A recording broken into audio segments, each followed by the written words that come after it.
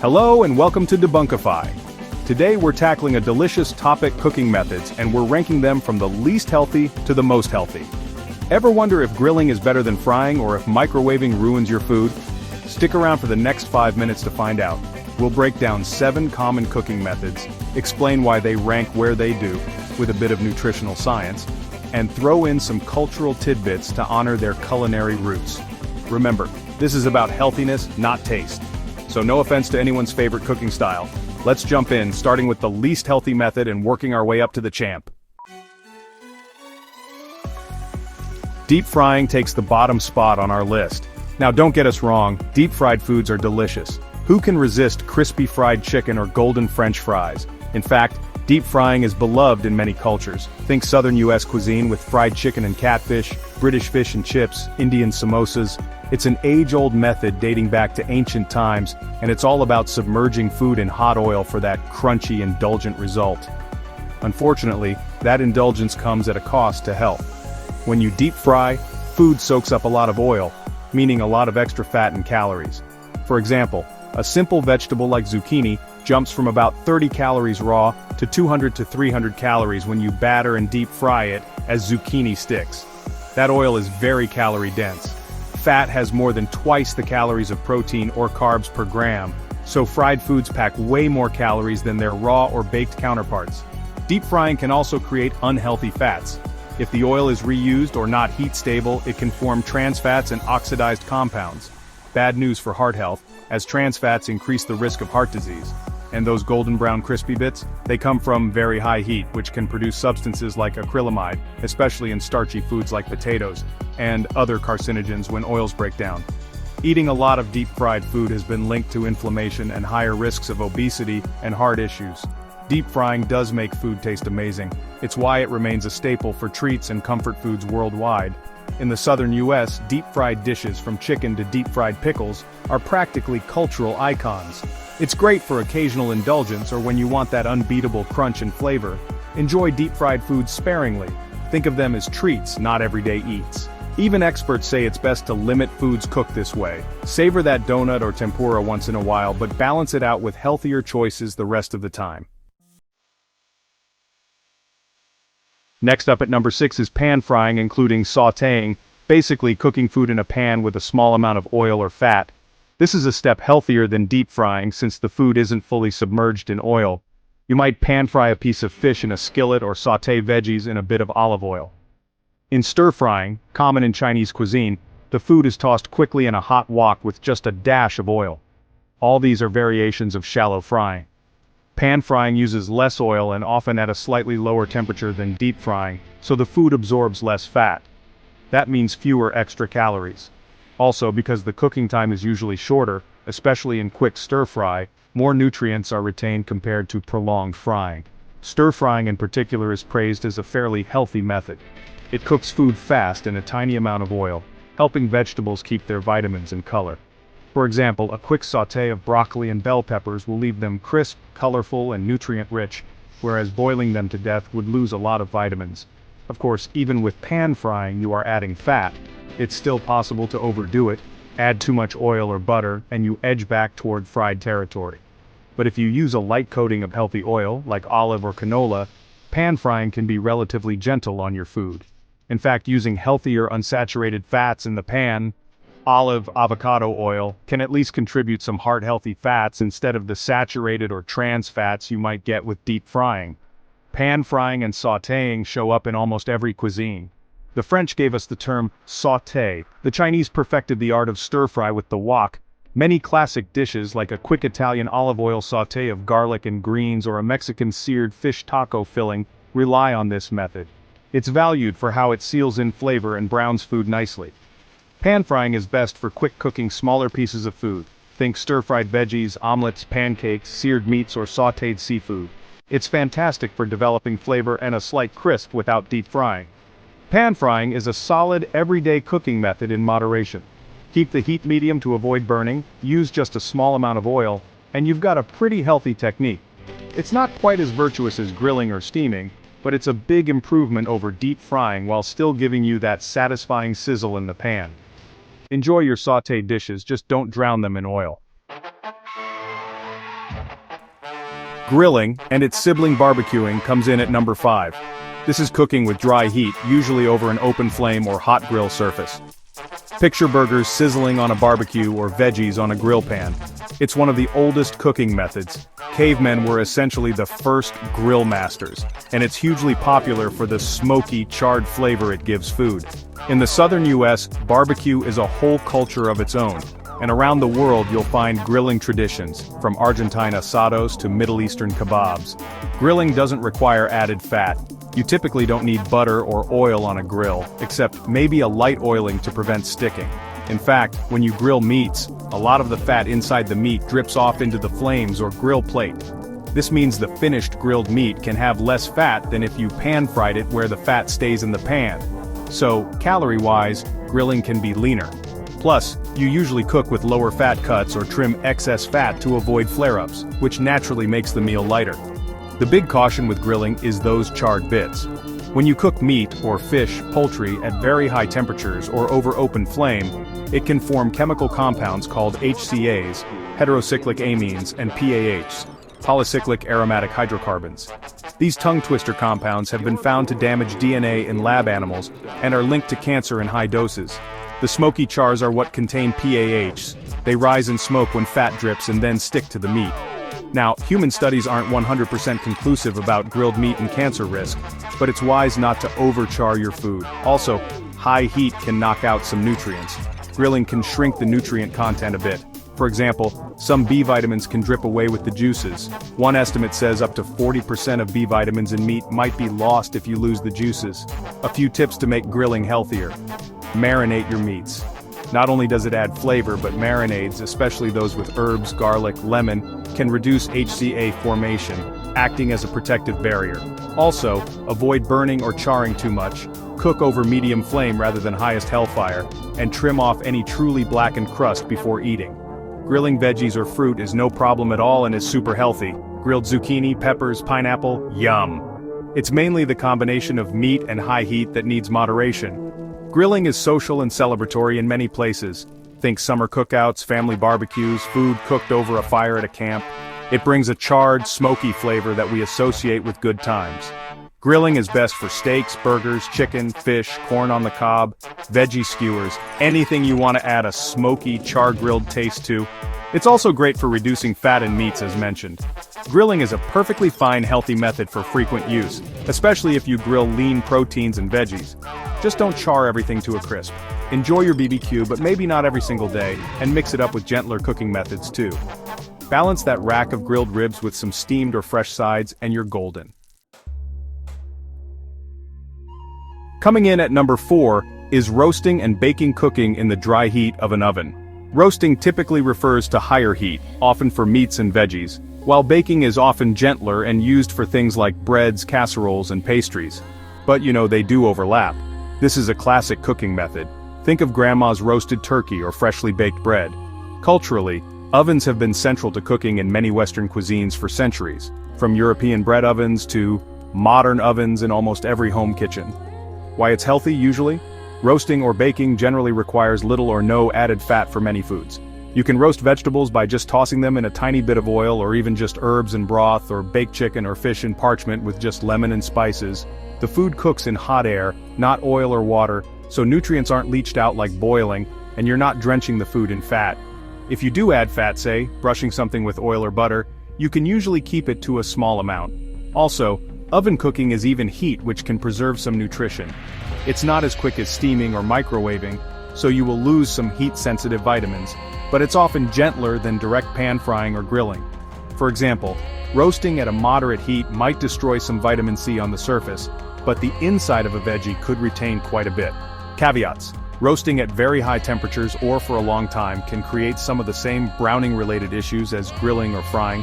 For example, roasted potatoes or bread crust can form acrylamide, the same potential carcinogen found in fries if cooked until very dark. But if you roast at a moderate temperature and avoid burning, this is minimal.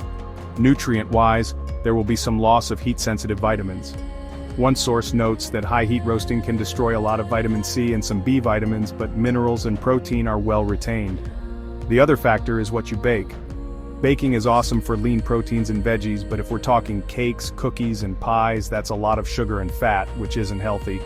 So for our ranking, we're talking about baking as a cooking method for meals, not desserts.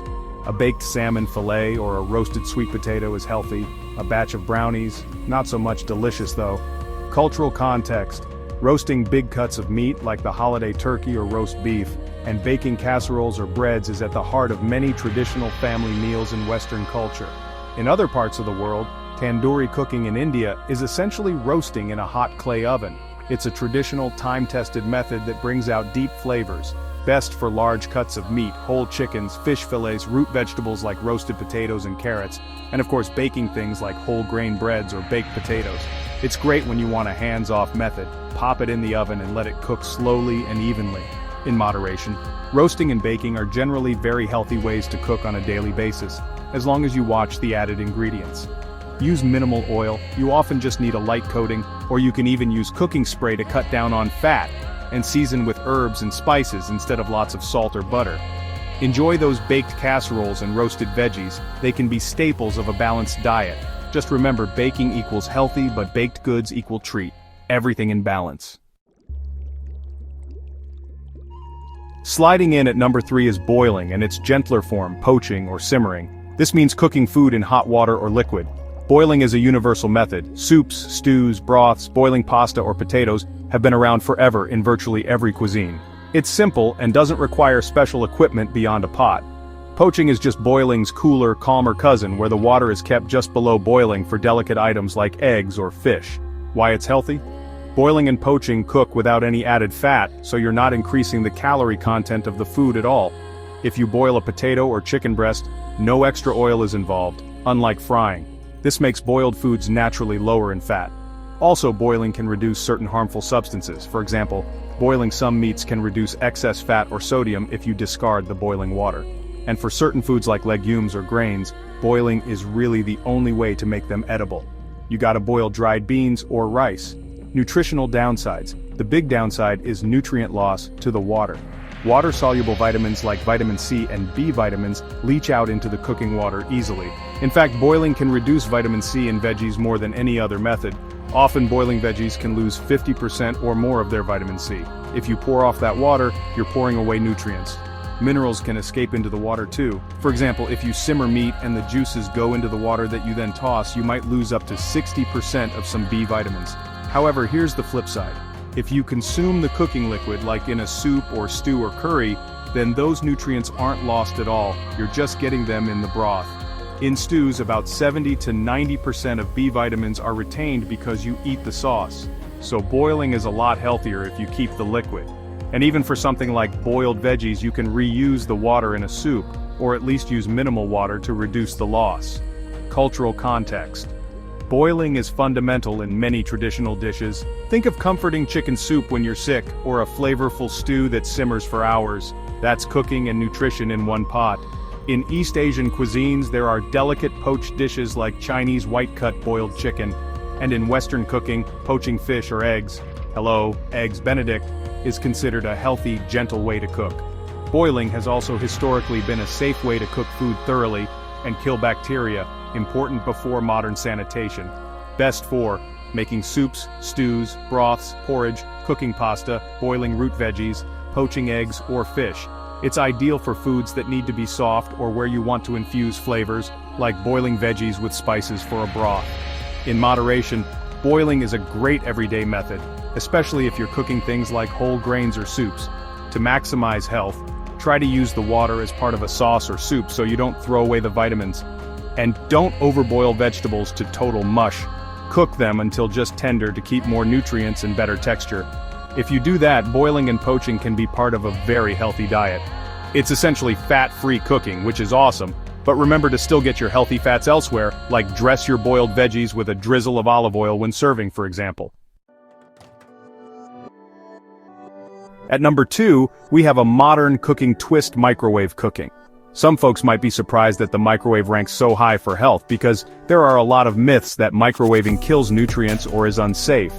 But newsflash, microwaving is actually one of the healthiest cooking methods. Why? It's super healthy. Microwaving cooks food by energizing water molecules with microwave radiation. Don't worry, it's not radioactive, it's like super fast heating. The key is, it cooks very quickly and usually with no added water or just a little. Because of the short cook time and minimal water, nutrients are better preserved than with almost any other method. For example, steaming broccoli on the stove might take 5 to 6 minutes, but microwaving it with a tablespoon of water might take 2 minutes, meaning the broccoli retains more vitamin C. Microwaving can keep 90% or more of vitamin C in some veggies, much higher than boiling.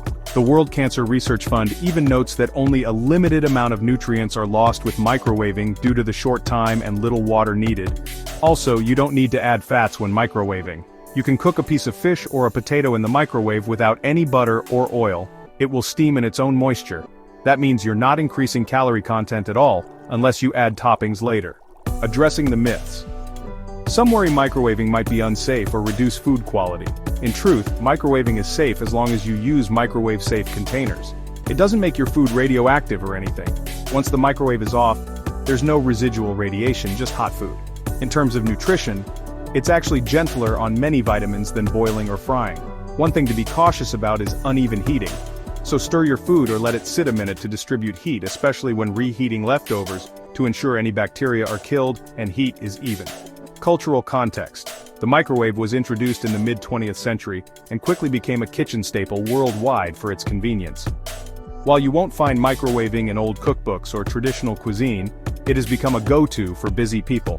From instant oatmeal to mug cakes to steamed veggies, the microwave is the busy cook's friend. In many households it's used daily, whether to reheat last night's dinner or quickly cook frozen veggies for a side dish. Best for quick steaming of vegetables. Pro tip: microwave in a bowl with a bit of water and cover it. Essentially instant steaming, reheating leftovers with minimal nutrient loss, cooking simple things like oats, eggs scrambled in a mug, or even fish.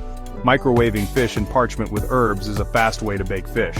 Also great for baked potatoes in a fraction of the time. In moderation, feel free to use the microwave often. It can help you eat healthy more easily. For example, if steaming veggies on the stove seems like a hassle, a 2-minute microwave steam pack of veggies is effortless and retains nutrients, making you more likely to actually eat those veggies. Just avoid microwaving in plastic containers that aren't microwave safe to prevent chemicals leaching. Overall, it's a top-tier healthy cooking method that deserves more love. And finally, the healthiest cooking method of all: steaming. Steaming has long been praised by nutritionists and chefs alike for being the gentlest cooking method that still thoroughly cooks food. It's no surprise this method is number one. It checks all the boxes for preserving nutrition and keeping food light. Why steaming wins. When you steam food, it cooks by hot steam vapor from boiling water, without the food ever touching the water. That means no nutrient dilution in cooking water, unlike boiling. Steaming is also done at relatively lower temperatures, just at or below boiling point, and can be quick so vitamins don't get destroyed as much. The result? Maximum nutrient retention. For example, steaming vegetables usually only causes about a 10 to 20% loss of vitamins, far less than boiling, which can lose around 50%. Steamed broccoli, carrots, or any veggie will come out still vivid in color, a good sign nutrients and flavor are intact. Even the World Cancer Research Fund calls steaming a healthy, simple option that preserves nutrients, color, and texture. Another big plus: no added fat is required. You don't need oil or butter to steam, the food doesn't stick to anything. You can keep dishes very low calorie by just steaming them. And because it's gentle, you avoid charring or burning that can create harmful compounds. There's no frying, so no acrylamide or trans fats, no smoke, so minimal PAHs. It's basically as clean as cooking gets. Cultural context. Steaming is deeply rooted in Asian cuisines, especially East Asia. In Chinese cooking, steaming is ubiquitous. From steamed fish with ginger and scallions to bamboo steamers full of dim sum, steamed dumplings and buns, to steamed greens and even steamed pork ribs. It's valued for keeping food's natural flavor and nutrition. Similarly, Japanese cuisine steams dishes like chawanmushi, a savory egg custard, and various mushimano, steamed dishes, and many Southeast Asian and Indian recipes involve steaming, like idlis in South India, which are steamed rice cakes. Even in Western cooking, you'll find steamed puddings in British cuisine and health-conscious recipes for steaming veggies or fish. Historically, steaming was also practical. In places where fuel was limited, stacking bamboo steamer baskets allowed multiple foods to cook over one flame. Best for vegetables, steaming is arguably the best way to cook most veggies. They come out tender, but not waterlogged and retain nutrients, fish and seafood. Steamed fish is moist and delicate. Chicken breast, to keep it juicy, and dumplings or breads that need gentle cooking. You can even steam desserts like puddings or cheesecakes to avoid drying them out. Steaming is also great for people on a diet or with sensitive stomachs since it makes food easy to digest without any added richness. In moderation, honestly, you don't really need to moderate steaming, you can steam every day. The only downside is some people find steamed food bland, but that's easy to solve. Use herbs, spices, or a tasty sauce after steaming. For instance, steamed vegetables tossed in a bit of olive oil, garlic and lemon are delicious and healthy, or steamed chicken with soy sauce and ginger. You're adding flavor without unhealthy fats. So, steaming is a method you can rely on daily as part of a very healthy diet. It's the winner in our book for preserving nutrients and keeping calories in check. So there you have it, from deep-fried indulgence to gentle steaming, we've ranked 7 cooking methods by healthiness. The main takeaway? No single cooking method wins at everything. Each has its pros and cons. Deep frying might be last for health, but it's undeniably tasty and part of cultural traditions that bring people joy. Steaming might be healthiest, but you might crave the texture of roasted or grilled foods sometimes, and that's okay.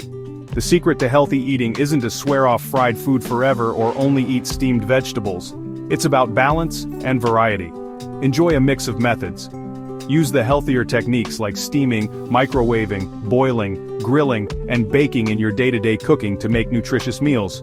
Treat yourself occasionally with those crispy fried favorites. Maybe opt for pan frying or air frying as a compromise, or have deep-fried foods once in a while in small portions. They can fit into a balanced diet as rare treats. Pair methods in one meal. For example, have steamed or raw veggies on the side when you eat something grilled or fried to boost nutrition. Or if you love grilled meat, maybe grill it without heavy marinades and add a healthy steamed whole grain on the side. Remember, food is more than nutrients. It's culture, comfort, and enjoyment. You don't have to give up traditional favorites, just enjoy them mindfully. And maybe you discovered some new ways to cook? Perhaps you'll microwave steam your veggies next time to save time and vitamins, or give steaming a try if you usually boil things. In the end, the most healthy way to cook is the one that helps you eat a variety of wholesome foods consistently.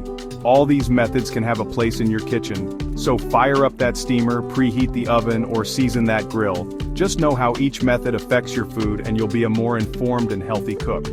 If you enjoyed this ranking and learned something new, please give us a thumbs up. Subscribe to Debunkify for more clear and informative breakdowns on food, health, and more. And hey, let us know in the comments, what's your favorite cooking method? Do you have any tips for making your meals healthier, like a way to bake crispy fried chicken, or your go-to steaming seasoning? We'd love to hear your thoughts. Thanks for watching, and until next time, stay curious and healthy. Happy cooking.